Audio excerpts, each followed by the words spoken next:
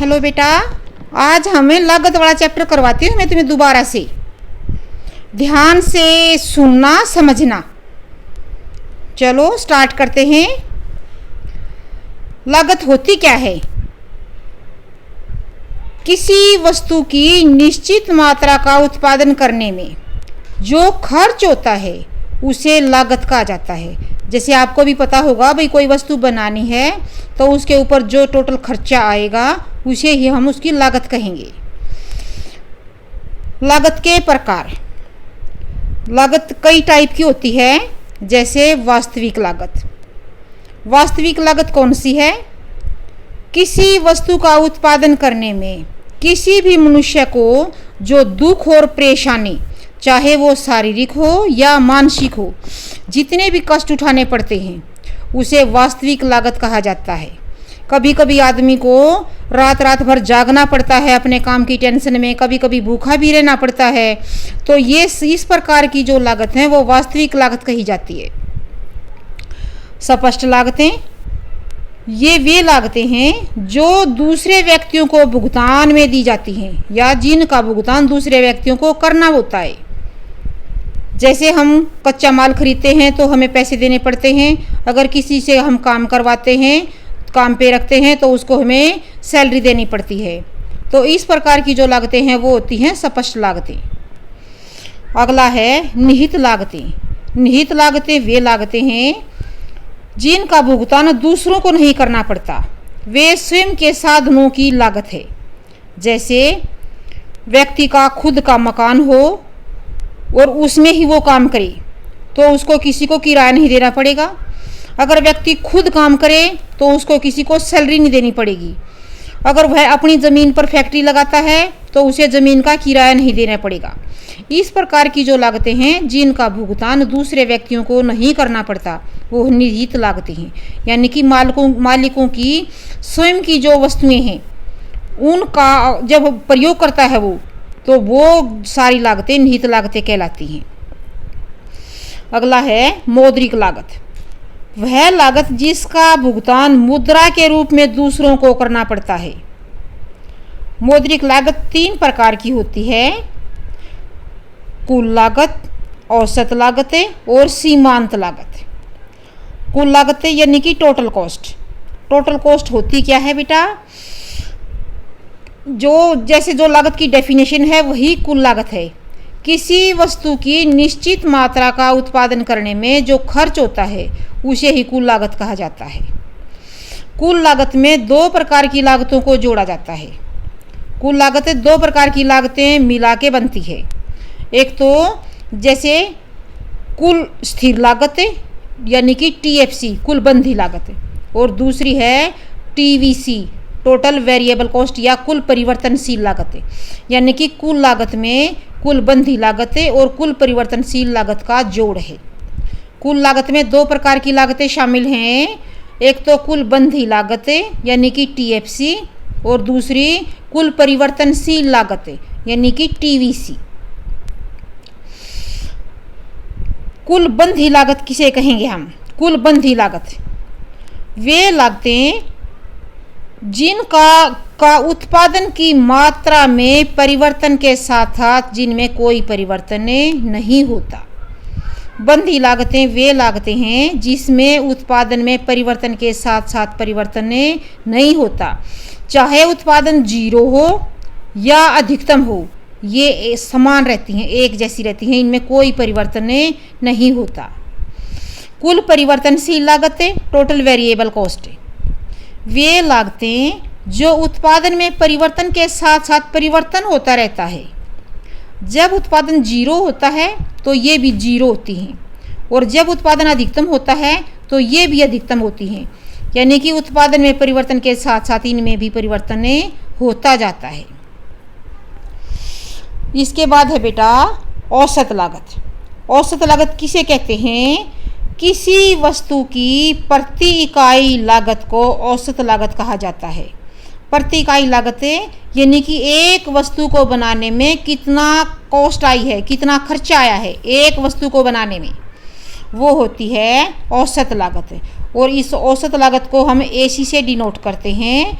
और AC equal to TC यानी कि कुल लागत TC divided by Q, TC divided by Q यानी कि कुल लागत डिवाइडेड बाई उत्पादन की मात्रा, ये होगी हमारी AC। जैसे हमें एक एग्जाम्पल से लेते हैं बेटा, एग्जाम्पल की हेल्प से मैं आपको समझाती हूँ। अच्छी तरह से इसको ध्यान से समझना है। मैं तुम्हें सिर्फ इस न्यूमेरिकल समझाने के लिए ही ये मैंने वीडियो बनाई है। देखो, उत्पादन की मात्रा है जो मैंने लिख रखा है ना Q, ये उत्पादन की मात्रा होती है बेटा। जैसे पहली बार उत्पादन की मात्रा 0 है, इसके बाद 1 इकाई का उत्पादन किया, फिर 2 इकाई का किया, फिर 3 इकाइयों का उत्पादन किया, 4 इकाइयों का उत्पादन किया, फिर 5 इकाइयों का उत्पादन किया। ये उत्पादन लगातार क्या होता जा रहा है, बढ़ता जा रहा है।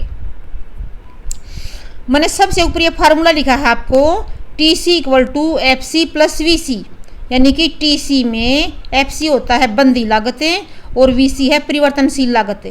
मैं पहले भी बताया है मैंने, TC में 2 प्रकार की लागतों का जोड़ होता है, FC और VC, दोनों मिलके बनाएंगे TC। अब हमें TC तो दे रखा है, इस न्यूमेरिकल की तरफ देखना, TC है 40, 100 ये है सारी। जब बेटा 0 उत्पादन है, देखो 0 उत्पादन पे हमारी TC है 40। जब 1 इकाई का उत्पादन हुआ तो हमारी TC बढ़कर कितनी हो गई, 100। 2 इकाई का होया तो 120, 3 इकाई का होने के बाद 130, 4 इकाई का होने से 150 और 5 इकाई का उत्पादन होने से 190। जैसे जैसे उत्पादन की मात्रा बढ़ती जा रही है, TC भी बढ़ती जा रही है। अब इसमें से आपने कैलकुलेट करना है FC, VC, AFC, AVC, AC और MC, ये सारी चीज़ें आपको कैलकुलेट करनी है। पहले बेटा देखो हम FC निकालेंगे।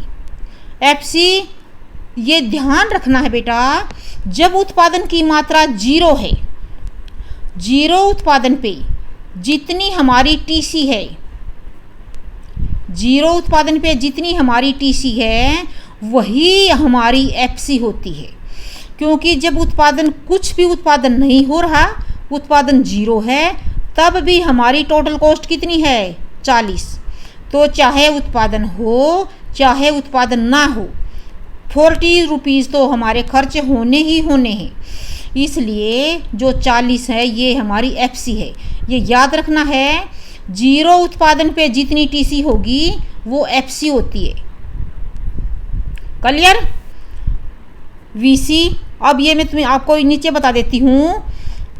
उत्पादन की मात्रा को Q से डिनोट करेंगे, TC हमारी कुल लागत होती है, FC हमारी बंदी लागत है, VC हमारी परिवर्तनशील लागत है। पहले हम FC निकाल ली, FC मैंने बता दिया है। जब उत्पादन की मात्रा यानी कि Q 0 होता है तो TC जितनी होती है वो FC ही होती है। क्लियर? अब इसके बाद जैसे क्वांटिटी 0 थी तब TC है हमारी 40, यानी कि जब भी उत्पादन 0 है तब भी 40 रुपये खर्च तो हमारे होंगे ही होंगे, ये बंदी लागत है। FC होगी हमारी 40, उत्पादन हो या ना हो 40 रुपये तो खर्च होंगे ही होंगे। इसके बाद निकालेंगे बेटा हमें VC कैसे निकालेंगे? अब तुम्हें फार्मूले में मैंने बताया है TC equal to FC plus VC। अब इस फार्मूले में हमें 2 की वैल्यू का पता है, TC की वैल्यू हमारे पास है, FC की वैल्यू हमारे पास है, जो 40 रुपये हमने निकाल ली। तो यहाँ से हम VC की वैल्यू निकाल सकते हैं। इस फार्मूले में ये वैल्यू पुट कर दो तो जब 0 उत्पादन था तो उस टाइम पे हमारी VC कितनी आ गई, 0। आया समझ में? 0 उत्पादन है तो VC हमारी हमेशा ही 0 ही आएगी, 0 ही होती है। नेक्स्ट है, इस प्रकार जब 1 इकाई का उत्पादन होता है तो TC बढ़ के कितनी हो जाती है, 100। तो अब इस फार्मूले में और FC हमारी वही 40 है, तो वैसे ही हमने फार्मूला लगाया, इस फार्मूले में ये वैल्यू पुट की तो VC की वैल्यू कितनी आ गई, 60। इसी प्रकार हम इस फार्मूले में ये वैल्यू पुट करते जाएंगे और VC की वैल्यू यहाँ से निकलती चली जाएगी। निकाल सकते हो। अब हमें AFC ज्ञात करेंगे। हम FC पहले निकाल चुके हैं और AFC अब निकालेंगे।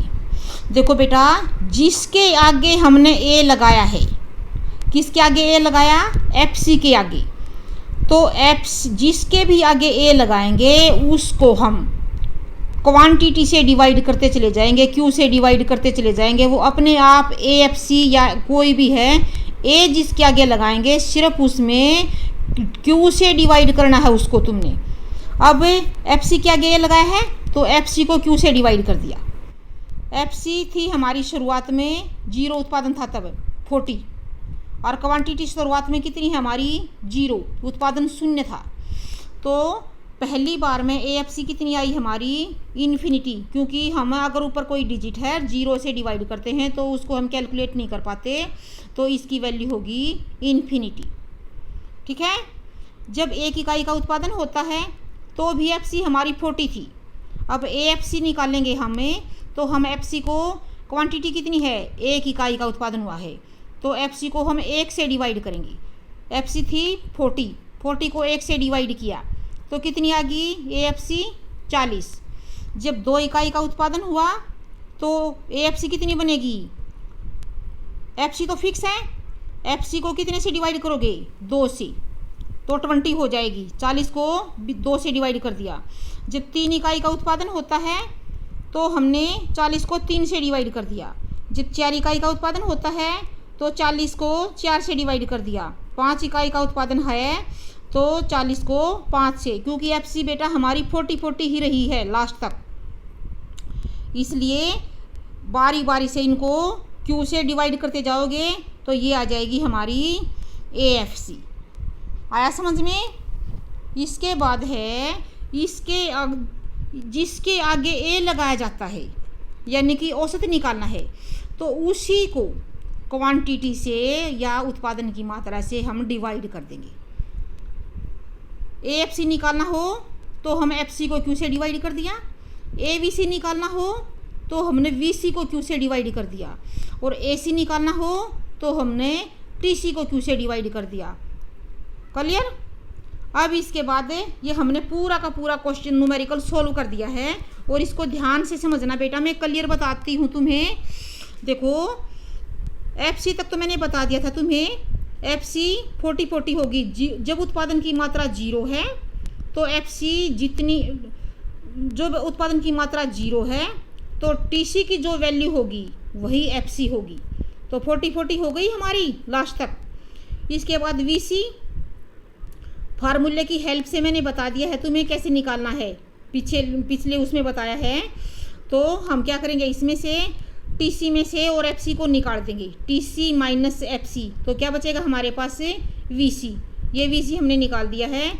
जैसे पहले 40 में से 40 माइनस किया तो 0, फिर 100 में से 40 को माइनस किया तो 60, 120 में से 40 को किया तो 80, 130 में से 40 को किया तो 90, 150 में से 40 को किया तो 110, और 190 में से 40 को माइनस किया तो 150।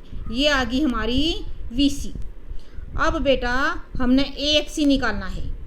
AFC हमने FC के आगे लगाया है ना, तो FC को बारी बारी से, जैसे पहले 40 को 0 से डिवाइड करेंगे, फिर 40 को 1 से, फिर 40 को 2 से, फिर 40 को 3 से, 40 को 4 से और 40 को 5 से। ये बन जाएगी हमारी AFC। FC को क्वांटिटी से डिवाइड कर दो, इसके सामने जो आएगी डिजिट उससे ही डिवाइड करना है। इसके बाद AVC। अब AVC, अब की बार A लगाया हमने VC के आगे, तो VC को और क्वांटिटी से डिवाइड कर दो। देखो बेटा, शुरुआत में हमारी VC है 0 और उत्पादन की मात्रा भी 0 है, तो 0 को 0 से डिवाइड कर दिया तो 0। उसके बाद VC है हमारी 40 को हमने 1 से डिवाइड किया, तो 40 को 1 से डिवाइड किया तो सॉरी VC थी हमारी 60 बेटा, 60 से को 1 से डिवाइड किया, 60 आ गया। फिर उसके बाद नेक्स्ट है हमारी 80 VC, 80 को 2 से किया 40 आ गया। फिर उसके बाद है 90 को 3 से डिवाइड कर दिया, क्योंकि 90 की सीध में 3 है ना, तो जिसकी सीध में है उसकी सीध वाले से ही इसको डिवाइड करना है। इसके बाद था हमारे पास से 110 को 4 से डिवाइड किया तो 27.5 आ गया, और 150 को 5 से डिवाइड कर दिया और फिर आ गया हमारा 30। ये आ गई हमारी ABC। अब निकालना है AC का क्या फार्मूला है, ऊपर लिखा हुआ है TC/Q। अब TC को Q से डिवाइड करते चले जाओ। TC पहले 40 है, 40 को 0 से डिवाइड किया, इन्फिनिटी आ गया। उसके बाद 100 को 1 से डिवाइड कर दिया, 100। उसके बाद 120 को 2 से किया, 60। 130 को 3 से किया, 43.3 आ गया। 150 को 4 से डिवाइड किया, 37.5 आ गया, और 190 को 5 से डिवाइड कर दिया तो आ गया हमारा 38। अब इसके बाद निकालना है बेटा हमें MC होती है सीमांत लागत। किसी वस्तु की एक अतिरिक्त इकाई का उत्पादन करने से कुल लागत में जो परिवर्तन आता है उसको कहते हैं हमें MC। दोबारा से बताती हूँ मैं, किसी भी वस्तु की एक हम एक्स्ट्रा या अतिरिक्त इकाई का उत्पादन करेंगे तो जो हमारा खर्चा बढ़ेगा या कुल लागत में जितना परिवर्तन आएगा वो होती है MC। देखो बेटा, जैसे शुरुआत में देखो जब जीरो उत्पादन है, क्योंकि जो सीमांत लागत होती है ना वो तब आती है जब हम किसी इकाई का उत्पादन करते हैं। अब जब जीरो उत्पादन है तो किसी वस्तु की इकाई का तो उत्पादन हुआ नहीं, इसलिए यहाँ पे MC नहीं होगी। ये याद रखना है, जब उत्पादन की मात्रा 0 है तो कोई MC नहीं है, वहाँ पे डैश लगा दोगे क्योंकि यहाँ पे MC नहीं है। इसके बाद जब तुमने एक इकाई का उत्पादन किया है तो हमारी MC 60 हो गई। आप कहोगे कि 60 कैसे बनी? देखो बेटा, हमारे 40 रुपीज़ तो जब हम बिल्कुल भी उत्पादन नहीं करते थे तब भी हमारे खर्च होती थी, और जब तुमने एक इकाई का उत्पादन किया तो तुम्हारा टोटल खर्चा कितना हो गया? 100। अब 100 रुपये खर्चा हुआ है और 40 रुपये तुम्हारे पहले से खर्च होते थे, तो खर्चे में वृद्धि कितनी हुई? खाली 100 में से 40 को माइनस कर दोगी तो खर्चा लागत कितनी बढ़ी है? 60। जब तुमने दूसरी इकाई का उत्पादन किया तो 100 रुपये तो तुम्हारे पहले ही खर्च होते थे जब तुम एक इकाई का उत्पादन करते थे, और जब तुमने दूसरी इकाई का उत्पादन किया है तो तुम्हारा खर्चा कितना हो गया? 120। तो कितनी वृद्धि होगी? 120 में से 100 को माइनस कर दो, नीचे वाले में से ऊपर वाले को माइनस करते चले जाओ। जब तुमने 3 इकाई का उत्पादन किया तो तुम्हारा कुल खर्चा हुआ 130, लेकिन 2 इकाइयों का करते थे 120 तो तुम्हारे तब भी खर्च होते थे, तो खर्चा कितना बढ़ा? सिर्फ 10 रुपये। तो ये है हमारी MC। 130 में से 120 को माइनस कर दिया। जब तुमने चौथी इकाई का उत्पादन किया तो तुम्हारा खर्चा हुआ 150, लेकिन 130 रुपये तो तुम्हारे पहले भी खर्च होते थे जब तुम 3 इकाई का करते थे, तो तुम्हारा खर्चा कितना बढ़ा? खाली 150 में से 130 को माइनस कर दिया, 20 रुपये। और 5वीं इकाई का जब उत्पादन किया तो खर्चा कितना बढ़ा है? 40 रुपीज़ बढ़ गया, क्योंकि टोटल खर्चा हो गया 190, लेकिन 150 रुपये तो तुम्हारे पहले भी खर्च होते थे, तो वृद्धि कितनी हुई? खाली 40 रुपये की। ठीक है, तो ये हो गया हमारा MC। इसके बाद है ये बेटा, तुमने ध्यान रखना है, जब उत्पादन 0 होता है, उत्पादन की मात्रा 0 है तो MC कुछ भी नहीं होता, यानी कि उत्पादन होता है तभी MC होता है, जब उत्पादन नहीं होता तो MC भी नहीं होता। क्लियर? ये सारी चीज़ें मैंने इसमें ही बता दी हैं तुम्हें। जब दूसरी इकाई का उत्पादन किया तो कुल लागत बढ़कर 120 हो गई थी, और पहली इकाई से हमारी कुल लागत थी 100, तो कितने की वृद्धि हुई? 120 में से 100 को माइनस कर दो, 20 की। यही MC है बेटा। इसी प्रकार तुम तीसरी इकाई का निकालोगे तो जो दूसरी का खर्चा हुआ है उसको माइनस कर दोगे। 3 की कोष्ट में से 2 की कोष्ट को माइनस कर दो। जब तुम तीसरी इकाई का निकालोगी तो चौथी का निकालोगे तो चौथे की कोष्ट में से तीसरे की को माइनस कर दो। इस तरह से हम MC को कैलकुलेट कर सकते हैं। अब तो लगता है कि आ गया होगा समझ में। अगर अब भी नहीं आएगा तो मेरे को फिर बताना, जो जो डाउट हो वो क्लियर किया करो, मेरे से शेयर किया करो, मैं तभी तो बता सकती हूँ तुम्हें। मेरे को क्या पता तुम्हें कि कुछ सही समझ में आया है या नहीं आया है। ठीक है, चलो आज का वीडियो ख़त्म हुआ बेटा। ज़रूर ये निकाल के देखना न्यूमेरिकल से और अपने फिर मेरे को बताना।